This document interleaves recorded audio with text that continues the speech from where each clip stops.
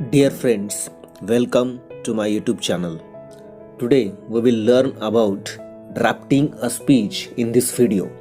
आज आपण या व्हिडिओमध्ये भाषण कसे लिहावे या संदर्भात माहिती पाहणार आहोत. विद्यार्थी मित्रांनो, आपणास कल्पना आहे की इयत्ता 9वी आणि 10वी वर्गाच्या इंग्रजी विषयाच्या ॲक्टिव्हिटी शीटमध्ये सेक्शन 5 असतो रायटिंग स्किल आणि क्वेश्चन 5B2 हा प्रश्न ड्राफ्टिंग अ स्पीच असा असतो आणि या प्रश्नासाठी आपणास 5 गुण असतात. रायटिंग स्किल्स या सेक्शनमधील ड्राफ्टिंग अ स्पीच या प्रश्नामध्ये भाषण लिहिण्यापूर्वी आपण कोणत्या महत्त्वाच्या गोष्टी समजून घेणे महत्त्वाचे आहे ते आपण या ठिकाणी समजून घेणार आहोत. We will have to remember the following things before drafting a speech. 1. Address the audience directly with the proper beginning. म्हणजे भाषणाची योग्य सुरुवात करून थेट प्रेक्षकांना संबोधित करा. 2. Use direct questions and rhetorical questions in the speech. आपल्या भाषणामध्ये थेट विधाने आणि अलंकारिक प्रश्नांचा वापर करा. 3. Write your speech in present tense. आपले भाषण वर्तमान काळामध्ये लिहा. 4. Prepare the speech to capture and captivate the listeners. श्रोत्यांचे लक्ष वेधून घेईल असे भाषण तयार करा. 5. Try to make your speech more effective by using proper points and examples. योग्य मुद्द्यांचा आणि उदाहरणांचा वापर करून आपले भाषण अधिक परिणामकारक करण्याचा प्रयत्न करा. 6. Write the speech as if you are talking to your audience. Keep the correlation between thoughts and your language. तुम्ही जणू काही तुमच्या श्रोत्यांशी संवाद साधता आहात अशी कल्पना करून मांडणी करा. विचारात व भाषेत योग्य सहसंबंध ठेवा. 7. End the speech by thanking the audience. श्रोत्यांचे आभार मानून आपले भाषण संपवा. अशा पद्धतीने वरील काही महत्त्वाच्या गोष्टी लक्षात ठेवल्यास भाषण तयार करणे आपणासाठी नक्कीच खूप सोपे होणार आहे. Now we will see drafting a speech marking scheme. म्हणजे या प्रश्नाची गुणदान योजना कशी आहे ते आपण आता समजून घेऊ. या प्रश्नामध्ये ॲप्रोप्रिएट बिगिनिंग और कन्क्लुजन 1 मार्क म्हणजे योग्य सुरुवात आणि शेवट यासाठी 1 गुण असणार आहे. Body use of given points and additional points use of appropriate language 2 marks. भाषणाच्या मुख्य भागामध्ये दिलेल्या मुद्द्यांचा वापर, त्यामध्ये त्या मुद्द्याशी संबंधित आपण स्वतः टाकलेल्या काही मुद्द्यांची भर, तसेच योग्य भाषेचा वापर यासाठी 2 गुण असणार आहेत. Appropriate sequence and flow of language 1 mark. भाषणामधील मुद्द्यांचा योग्य क्रम आणि ओघवती भाषा यासाठी 1 गुण असणार आहे. आणि use of appropriate grammatical structure 1 mark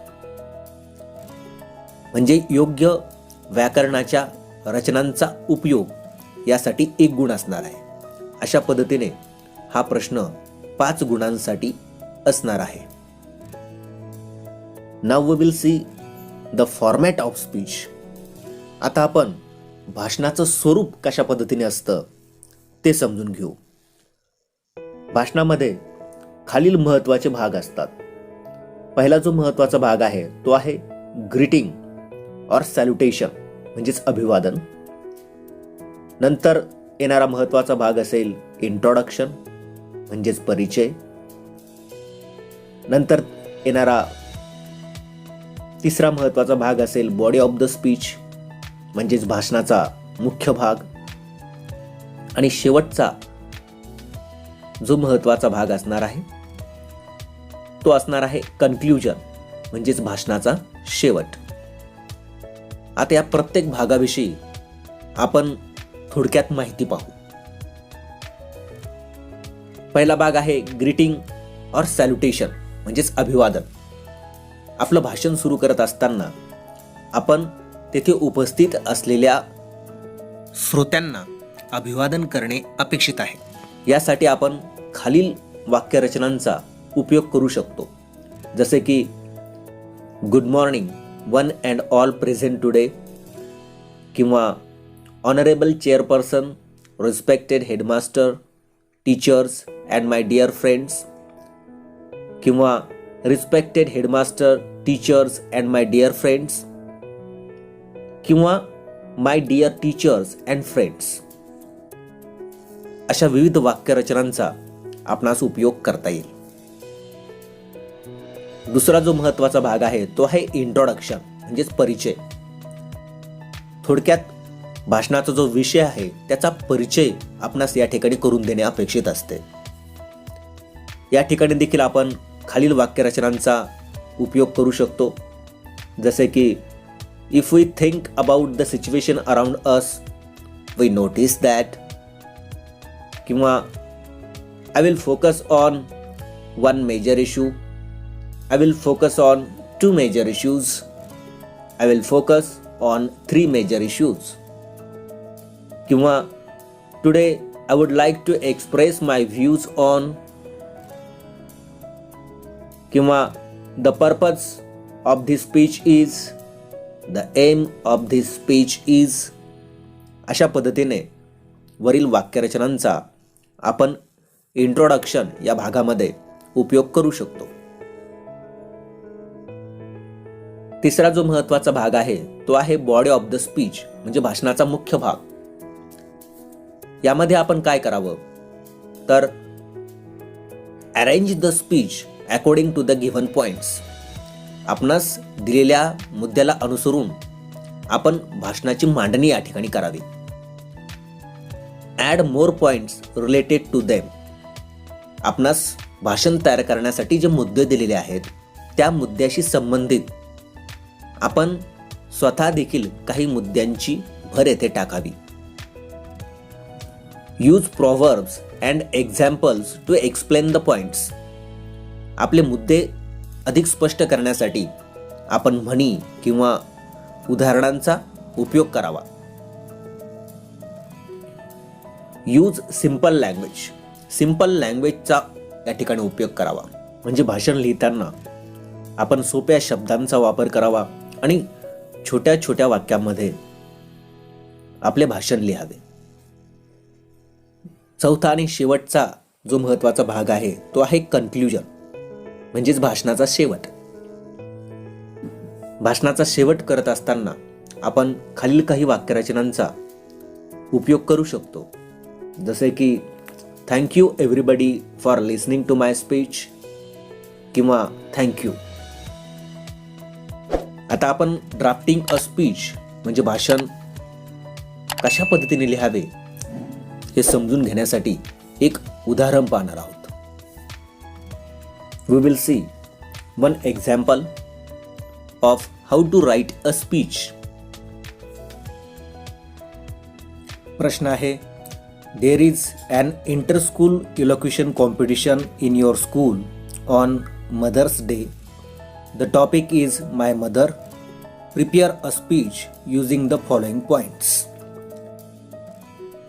तुमच्या शाळेमध्ये मदर्स डे निमित्त आंतरशालेय वक्तृत्व स्पर्धेचं आयोजन करण्यात आलं आहे आणि माय मदर म्हणजेच माझी आई हा विषय देण्यात आला आहे. खालील मुद्द्यांच्या आधारे आपणास भाषण तयार करायचं आहे. पॉइंट्स म्हणजे या ठिकाणी दिलेले मुद्दे आहेत. Mother's name, age, appearance, gets up early, worships God, sings bhajans, does cooking, takes care of all, the ocean of love, your feelings, no other day in my calendar except Mother's Day, love her much. तर आपणास या मुद्द्याच्या आधारे पुढील प्रकारे भाषण तयार करता येईल. भाषणाच्या अगदी सुरुवातीलाच respected headmaster, teachers and my dear friends असा उल्लेख करून आपणास ग्रीटिंग्स किंवा सॅल्युटेशन लिहिता येईल. It is said there is no influence so powerful as that of the mother. So, celebrating Mother's Day is really a great need for all of us. That means expressing our love to the mother who has given us birth and who takes all the possible care of us. म्हणजे वरील पद्धतीने quotation देऊन आपणास introduction देता येईल. My mother's name is Asha. She is 35 years old. Her appearance is very pleasant as there is always a smile on her face. She gets up early in the morning. Then she prepares herself, worships God while singing bhajans in her sweet voice, and starts her household chores. She does all the cooking and prepares dishes to the liking of everyone in the house. She takes care of me and my younger brother. She prepares us for the school, makes our tiffin boxes and school bag ready, drops and picks up from the school well in time. She is really the ocean of love. We all are actually depending upon her as she is backbone of our family. What I feel that today we are celebrating Mother's Day, but actually every day in my calendar is the Mother's Day only. अशा पद्धतीने body of the speech मध्ये दिलेल्या सर्व मुद्द्यांचा समावेश करायचा आहे आणि वेगवेगळी उदाहरणे देऊन त्या मुद्द्यांचं स्पष्टीकरण करणे आपणाकडून अपेक्षित आहे. यानंतर कन्क्लुजन म्हणजेच भाषणाच्या शेवटी thank you all very much for listening to my speech very patiently असा उल्लेख करून आपणास श्रोत्यांचे आभार मानून भाषणाचा शेवट करता येईल. I am sure you have understood how to write a speech with the help of this video. मला खात्री आहे की या व्हिडिओमधून आपणास भाषण कसे लिहावे हे नक्कीच समजलं असेल. Thank you for watching this video.